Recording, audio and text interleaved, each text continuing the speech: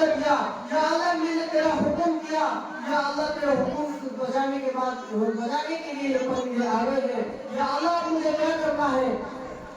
حضرت ابراہیم علیہ السلام سے اللہ نے کہا اے ابراہیم ان کو ذبح کر دو، اے ابراہیم ان کو حلال کر دو۔ حضرت ابراہیم علیہ السلام نے اپنے ہاتھوں سے ان کو ذبح کیا، اپنے ہی ہاتھوں سے ان کی بوٹی بوٹی کی، بوٹی بوٹی کرنے کے بعد اللہ نے کہا ان کو سارے کو ایک جگہ مکس کر دو۔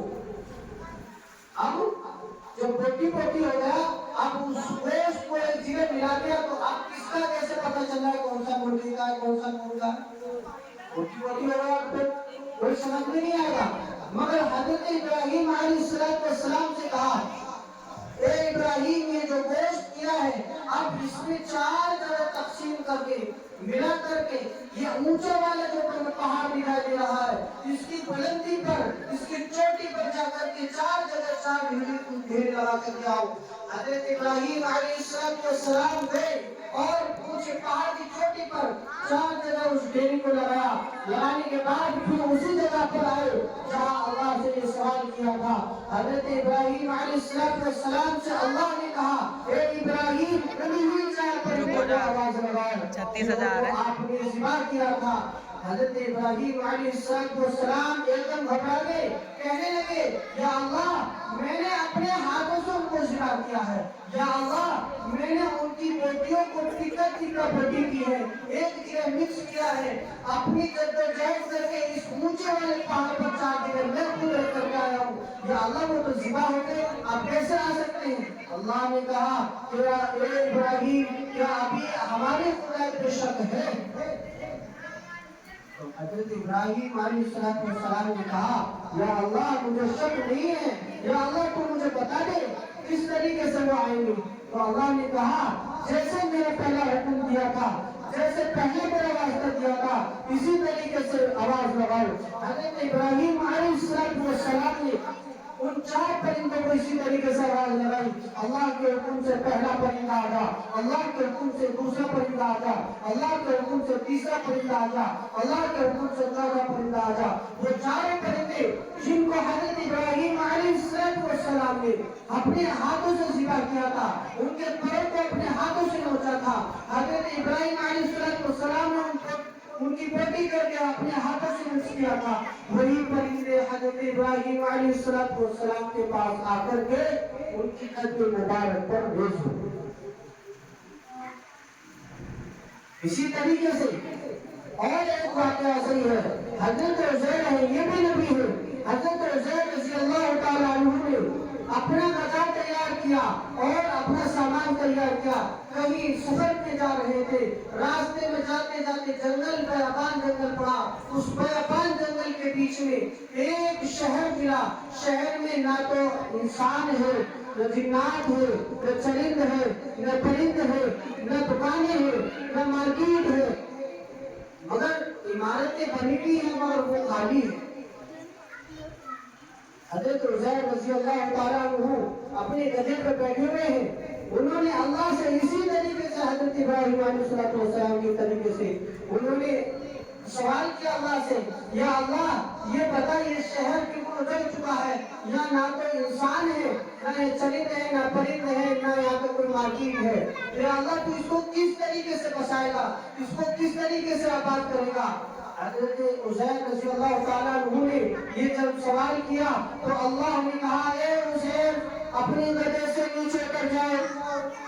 کیا کہا؟ اے عزیر اپنی گدھے سے نیچے اتر جاؤ۔ حضرت عزیر رضی اللہ تعالیٰ عنہ ایک گھبرائے، کہنے لگے میری بات اللہ کو ناپسند ہوتی ہے۔ تو حضرت عزیر رضی اللہ تعالیٰ عنہ نے ہاتھ اٹھا کے کہنے لگے یا اللہ میں نے کوئی ایسا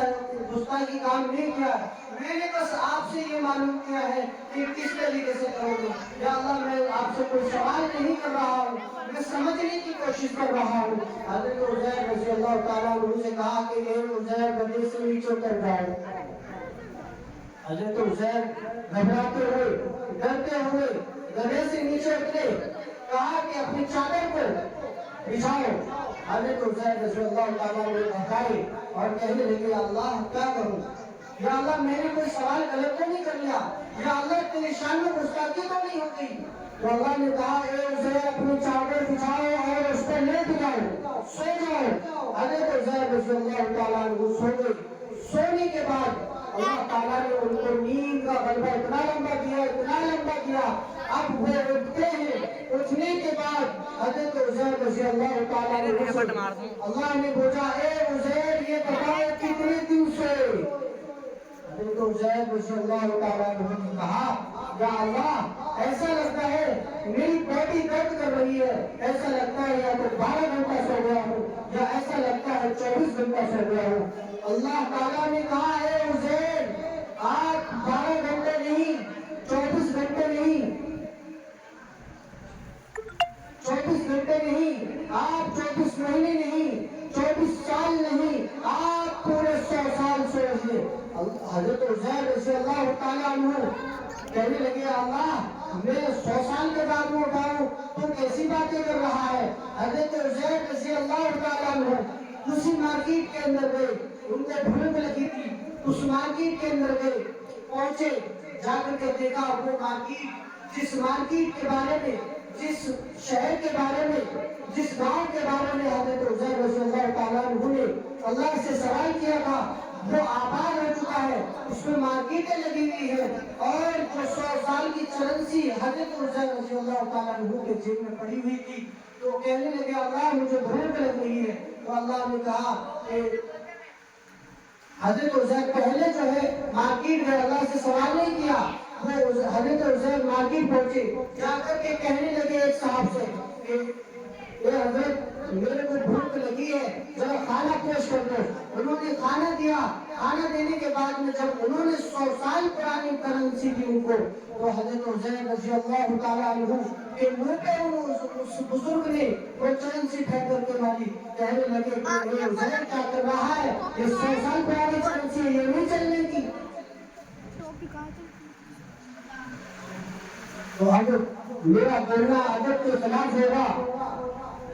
ہمارے مہمان خصوصی ہمارے سامنے تشریف فرمائے حضرت مولانا محمد روشا صاحب آئے اور اپنے بیان ماشاءاللہ